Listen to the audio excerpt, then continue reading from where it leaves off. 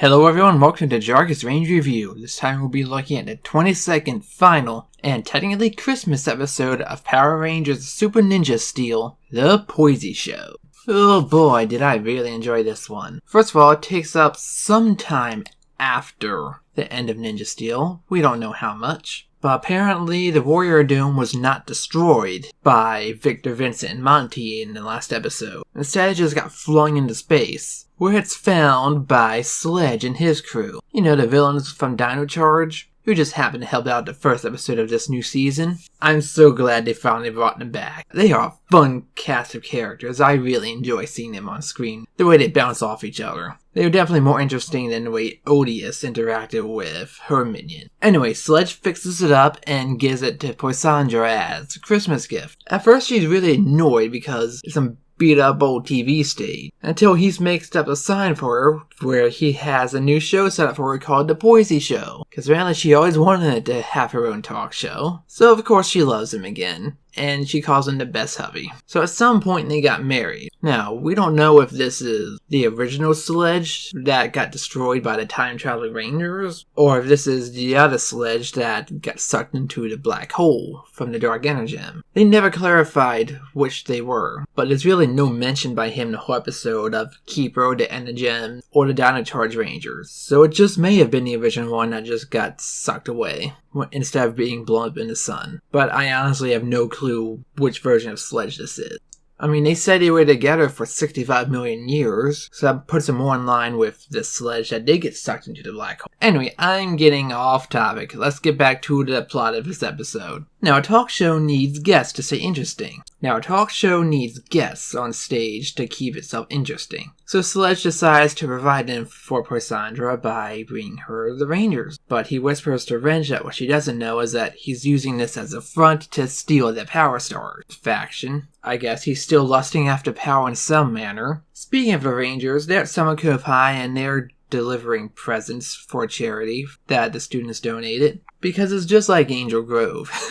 They handle everything there. But Sarah says she's contacted Santa who's going to help deliver them easily. Yeah, I guess he does owe her a bit after the shenanigans from the last Christmas special. But before that can happen, the Nexus Prism returns and gives them their Power Stars back, meaning they have all their powers again. And that's right when Sledge shows up. He has a monster with him called Snowfright. She looks okay, not too terribly interesting, but her power is able to freeze the Rangers as snowmen, who then get warped away. And they have their Power Stars taken and just kept on a tray right on stage, where Poisy has quite a bit of audience of monsters and aliens set up. However, one did not get taken, and that was Preston. He avoided it. Oh, I forgot to mention, right before they got the powers back, Preston received a gift box that had, what do they call it exactly? Oh, the transportal device. You know, the one they use in the crossover?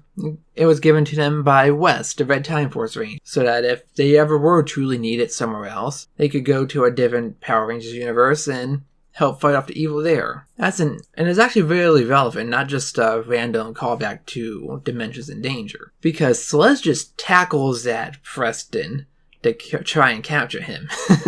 Unfortunately, he accidentally presses a button on it, and they get flung through a portal. And where they get sent is actually the prehistoric era of Dino Charge, where Coda is around. And this time it is in the past for sure, because Preston gets taken away by Pterodactyl, and Sledge is in pursuit, only to be rescued by Coda, our old Blue Ranger. That's right, we have two siblings in the real world who are actors as Rangers on screen at the same time. And this time, a little bit of time is dedicated to showing that off. And that is really nice to see. So this is definitely after Coda went back in time at the end of Dino Charge. So the two go after Sledge, who is being scared off by a T-Rex, and he drops the transporter device. So our two Blue Rangers just snatch it and just try to abandon him and go through the portal back to the modern era. But Sledge is just quick enough to jump after them, and they all end up back on the Warrior Dome. Now let's stick away from Sledge for a minute and get back to Poisy.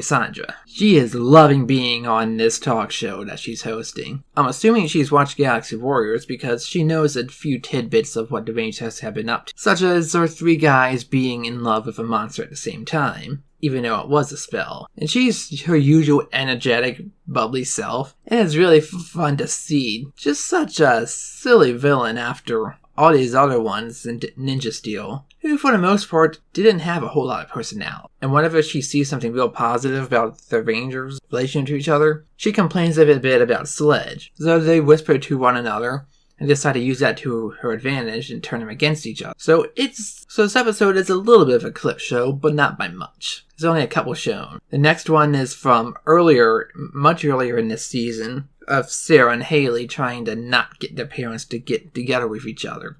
That was a strange mouthful the way I worded that. And Sarah suggests that, I'm sure you and Sledge never have problems. And she just goes on another rant that sometimes he just don't care about my feelings at all. And the next one is coming from Calvin and Haley from the episode where he forgot their anniversary and tried to cover it up. But they still got together and worked things out. And they assure her, well, you must have the best relationship. I'm sure Sledge never lies to you. And she gets mad again, saying that he lies to her all the time. And here's where our two paths converge for this episode. Wrench appears just to the side of the stage talking to Wrench, saying, where are the other Rangers? I need at least one more Power Star. And of course he's loud enough for Poisy to hear. She gets mad and saying, oh, this is all just to cover up that you were trying to get those Power Stars. You were a liar. And she really starts to let him have it after this bombardment of seeing just crappy of a boyfriend, fiance, husband, whatever Sledge is to her. She even argues, yeah, her parents was right. She shouldn't have been with him at all.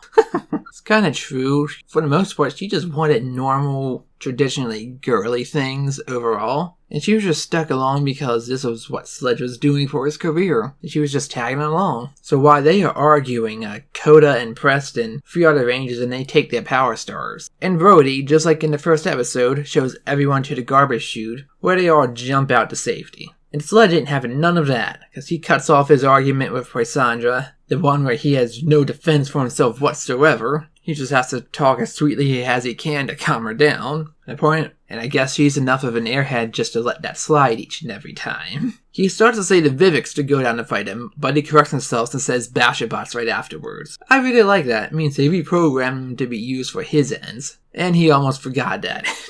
It'd be like Lord Zed almost saying putties when he wanted to send out the Tangas in Season 3 of Mighty Morphin.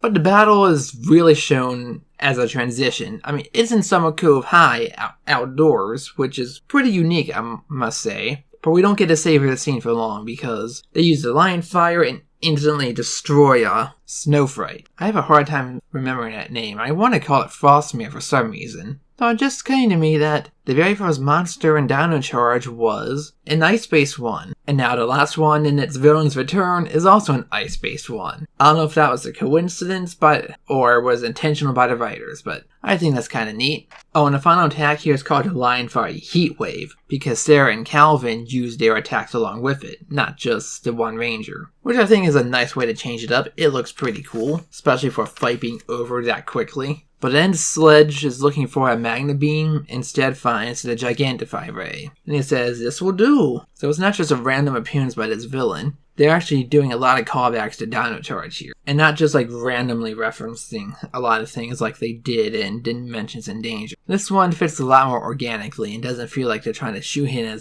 as many references as they can for a crossover. And meanwhile, a gift box has been left nearby. Supposedly, the Rangers had Santa help them prepare it. And for our giant battle, we get a trio of Megazords here. We have the Lion Fire Zord, we have the regular Ninja Steel Zord in the Dragon formation. I guess because Preston takes a lot of attention this episode, so we'll get his form in it. As well as the Bull Rider Megazord, which we haven't seen a whole lot of. Now, Monster starts by trying to freeze the Zords. However, Levi gets an idea of making an Ultra Zord. So they all do a whole spin formation, but they all get turned to one giant snowman. Unfortunately, it's all a ruse, because the cannons from the Ultra Zord just push out of it.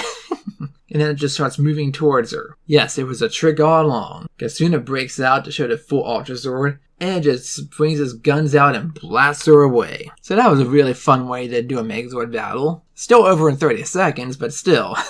It was kind of neat. And Sledge is still asking for help and wants forgiveness from Poisy. Till Wrench finds the gift left behind, and he shows it to Poisy because they think it's from Sledge. But Sledge knows that ain't it. And then the note says Merry Christmas from the Power Rangers. So she gets mad at Sledge again for not getting her a real gift.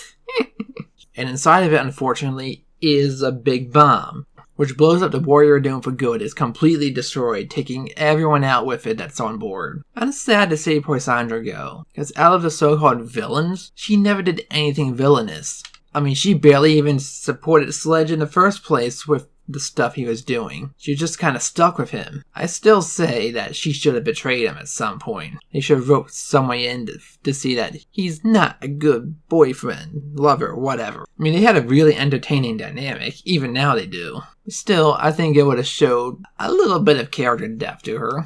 I don't think she should have been destroyed with the rest. That would be interesting if she does come back as the villain in the future crossover, because she wants revenge on the Rangers for nearly killing her like that. But there's one last scene here. Koda gives the Rangers some Christmas presents, and they're all caveman clubs. That's because he's inviting them for Christmas dinner in the past for caveman Christmas, which is kind of weird because Christmas didn't exist back then. Then again, the whole timeline got screwed up with Dino Charge, especially the way it ended. So who knows? I mean, you did have a prehistoric Christmas monster to begin with, which raises all sorts of questions if you try to tie it to our Earth's history. I won't even go there. One nice little touch is that they had snow showing during the ending credit, which is a very nice touch for a Christmas episode. I have no complaints about that. Overall, this was a pretty good episode. No, this was a really entertaining episode. And it's mostly because of Poisy and Sledge. I mean, the dynamic between those two was one of the best parts of Dino Charge. And this episode was actually very light on action. Actually, hardly any action at all. Though, seeing all these callbacks was really nice. I would have liked to see a mention of Angel Grove here, because Preston mentioned his cousin in the previous episode. A few episodes ago, actually. But ultimately, I really can't complain. And there was no show I mentioned of any of the other characters, which surprised me. But just as the episode title implies, this is the Poisy show. The Rangers are just guest stars, because they got all the attention here. And the Rangers just did their thing at the end because, well, it's Power Rangers. They have to be the ones to save the day. If you enjoy Dino Charge, then definitely watch this episode. You won't even have to know Ninja Steel, really. And that's the end of Power Rangers Ninja Steel and the Neo Saban era. Overall, this season was aight. I think his best moments were when they were dealing with the Rangers' personal problems, because their action left a lot to be desired. Except for the latter half of this season, where some of the unmorphed fighting choreography and the way some of the Megazord battles had a unique finisher were really nice. But most of the time, those battles were over in an eye blink, pretty much. I mean, aside from Victor Vincent, none of the characters had any standout personalities. But the way they handled their problems was just dramatic enough to keep the episode interesting. And unfortunately, all the Megazord battles were over before they even started, which is a criticism I have of Ninja Steel as a whole. I mean, it was present in Dino Charge, but not to the same extent. There was still some sort of struggle in the Megazord battle. To me, I felt like the Megazord battles were just because they had to include the footage. So overall, Ninja Steel was okay. It had a lot of interesting ideas for the characters, but it looks like they never got pulled through. I think it would have been interesting if we had some episodes that focused a lot more on the characters and didn't really show much any fighting at all. But I guess for some reason the writers were unable to do that. But there's still plenty of enjoyment to be got here, especially if you don't find Victor and Monty annoying. Though I would have liked to see one final scene with them, with the newfound heroism, to see just how much they matured, just by a little bit. Unfortunately, we didn't get that final send-off for them, which I was hoping we would get for this episode, because really all we had is Victor being happy he got his 50th trophy for when he really did some good. Anyway, at this point I'm just reiterating the points I've had for the past several episodes. Pretty much, the writing was good, but the action was mostly lackluster, with a few standout moments, with the Megazord battles being pretty much disappointing. Anyway, that's all for this episode and for this season. It's been Jargus, thanks for watching, and I'll see you next year for Hasbro's Power Rangers Beast Morpher. Until then, hope you like my other videos, and let the power protect you.